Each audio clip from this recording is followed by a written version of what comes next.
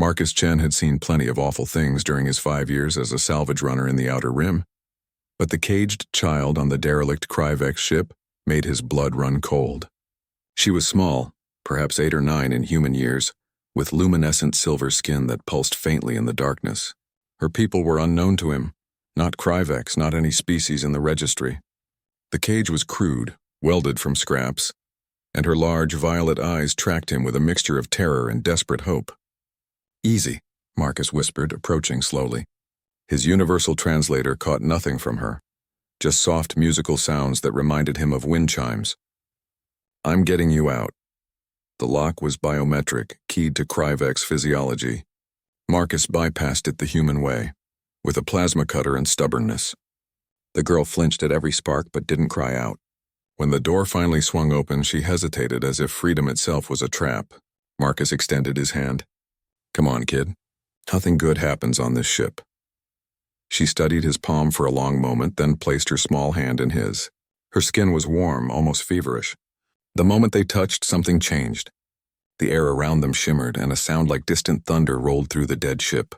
"What the—" Marcus began, but the girl squeezed his hand tighter. Her eyes had begun to glow, shifting from violet to brilliant gold.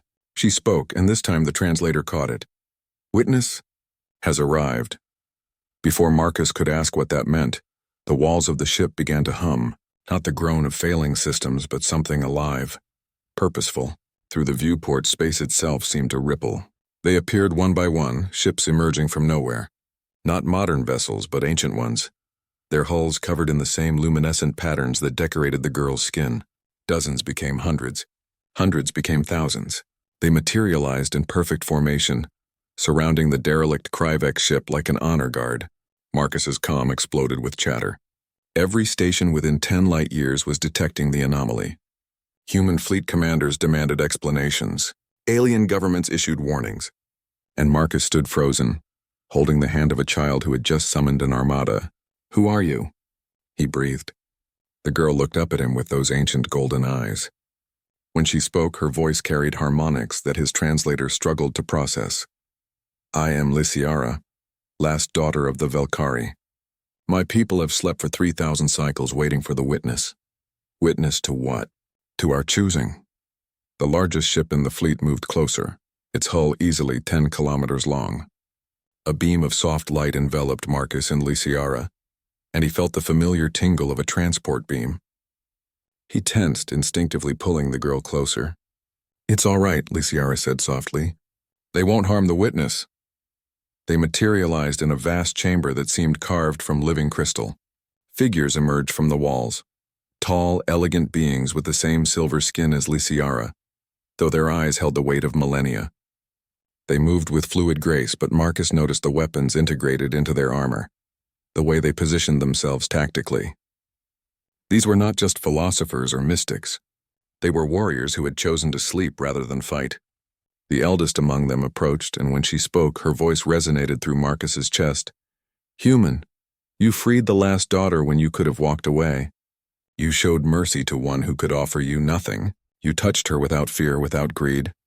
She paused, studying him with eyes that seemed to see through flesh and bone. "The Velkari have waited long for such a witness." "I don't understand," Marcus said. "Witness to what?" "To humanity's worth," the elder replied. 3,000 years ago, we withdrew from the galaxy. We had grown too powerful, too dangerous. Our technology could reshape worlds, our weapons could crack stars. We saw what we were becoming, tyrants who wore mercy as a mask. So we placed ourselves in stasis, leaving only Lysiara in a hidden sleep, with a single directive.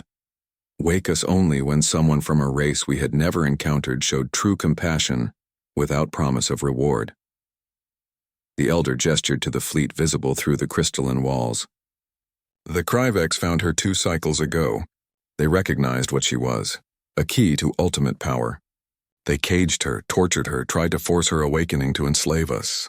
They failed because their hearts were wrong. But you, Marcus Chen of Earth, the elder smiled, and it was like watching a sunrise. You saw a child in a cage, and your first thought was not, "What can this gain me?" but "I must help her." That is the witness we sought. Marcus's mind reeled. "So what happens now?" "Now," the elder said, "the Velkari rejoin the galaxy. We share our knowledge, our protection with those who prove themselves worthy, and humanity, for better or worse, has caught our attention. That's a lot of pressure, Marcus managed. Lysiara squeezed his hand. You saved me without knowing what I was. That's all the witness needs to be. Someone who does right because it is right, not because it is profitable. The elder nodded. We will not give humans our weapons. We will not make you gods, but we will teach those who wish to learn. We will stand beside those who stand for others, and we will watch as we watched before to see what you become. Her expression grew serious. Your species stands at a crossroads. You explore, you question. You reach for the stars with hands still stained by old wars. You are dangerous and beautiful, compassionate and cruel. You are in many ways what we were. No pressure, Marcus muttered. The elder laughed, a sound like crystal bells. Return to your ship, Marcus Chen. Tell your people what you have witnessed. The Velkari have awakened, and we have chosen to believe in humanity's better nature. She paused. Do not make us regret our sleep. As the transport beam began to form around him again, Marcus looked down at Lysiara. Will you be okay? She smiled, and for a moment she was just a child again. Because of you, I'm free.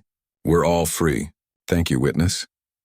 Marcus materialized back in his salvage ship to find his comm still screaming with demands for explanation. He sat in his pilot's chair, watching the Velkari fleet hovering in space like sleeping leviathans, and realized he had just changed the course of human history by doing the simplest thing imaginable. He'd seen someone who needed help, and he'd helped them. Sometimes, Marcus thought as he began composing his report to Fleet Command, being human was enough.